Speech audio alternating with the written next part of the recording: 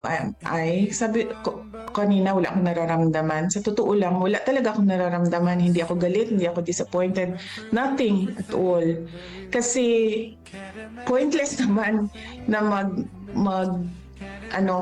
mag-harbor ako ng feelings about what happened. Hindi na siya maibabalik. Hindi na mababalik si Pangulong Duterte sa Pilipinas. So what we should do as a country is move on from what happened. No? What will we do as our ways forward as a country and as a people from what happened?